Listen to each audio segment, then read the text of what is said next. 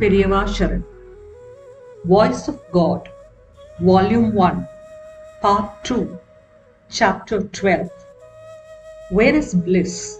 Ananda.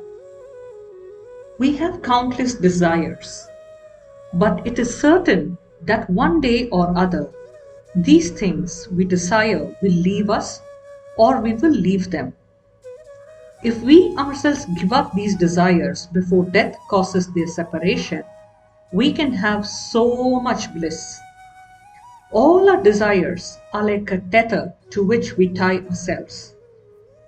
As we keep reducing our desires, the causes for our sorrow will also reduce. If we give up all desires before this life ends, we need not have to be born again and suffer. We can get dissolved in the Paramatma and become bliss ourselves. We feel proud that as different from the beast, we are endowed with the faculty of discrimination. But in what way does a man act significantly different from them? All animals and even insects eat, multiply their species and die. Generally speaking, it does not appear that man does anything more. If so, what is there to feel proud about this faculty of discrimination? The highest knowledge is to find the way to enduring bliss. Does man get such enduring bliss? If we think deeply, the ultimate truth is that this knowledge, bliss, and we are all one. When we realize who we are, we will know that we ourselves are that knowledge, bliss. We do not get real happiness from external objects. Happiness is born from within ourselves. Even in the state in which we have covered our real state of bliss by our ignorance, it is only when we have a connection with something, treating it as ours, that we feel happy. If that connection goes, with it goes happiness too. I shall give an example. Assume that a person has some land for himself. Assume also that year after year the land gives higher and higher yields. Because of this feeling that this field is mine, he is pleased whenever the yield increases. Then the yield starts decreasing. He sells the land to somebody else. Again next year, the same field gives a still higher yield. When he finds this, does he feel happy? Last year, when I had this land, it was barren. Now the same land is yielding a fortune for somebody else. He thinks in this way and feels jealous about it. So long as the connection mine was there with the land, there was happiness. Later, even when the crop was good, the feeling changed. I will give another example. You must have seen that many parents come to me seeking cure for their children afflicted by mental illness.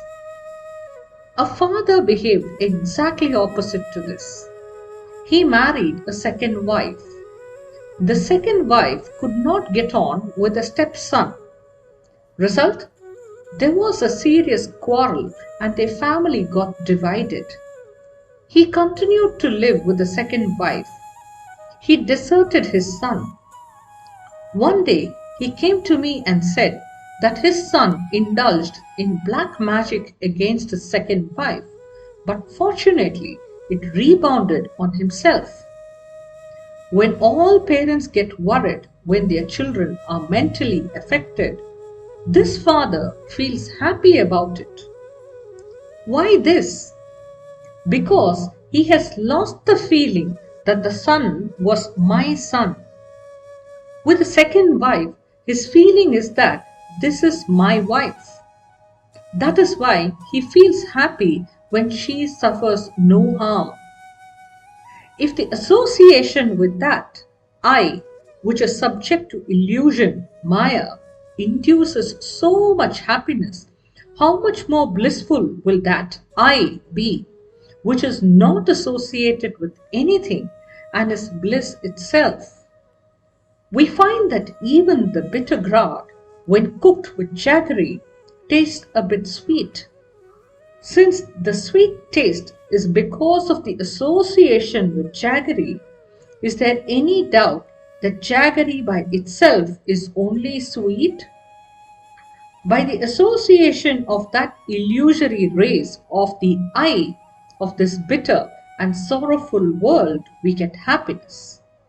If that I alone and is unassociated, how much more happiness will that be? If a light is covered by a small pot with the holes on its body, the rays of the light comes through these holes. We see a little bit of the ray of happiness from the soul light through the holes, namely the senses. If the pot of illusion is broken, we can become bliss ourselves. Although depending on the size of the holes, the light rays coming through the holes may differ in size. What is inside is only light. If we break the point of illusion, the multiplicity of the universe, what we observe, will disappear and we will perceive only one thing, which is the nature of bliss. The only way to break the illusion, Maya, is to control desires. So long as there is mind, there will be desires.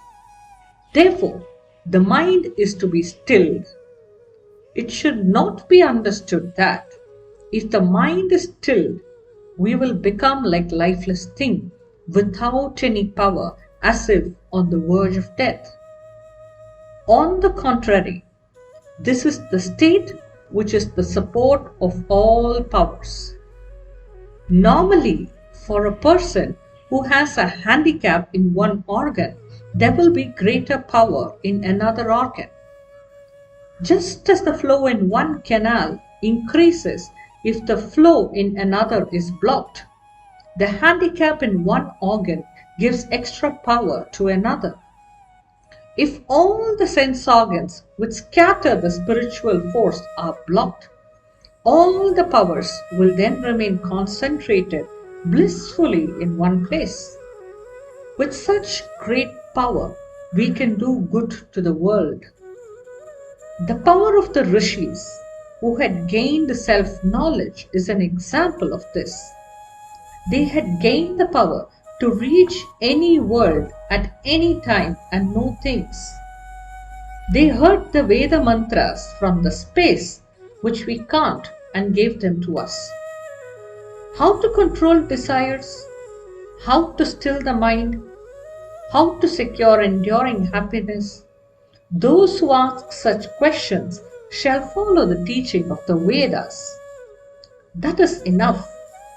In the end, they can get their inner bliss.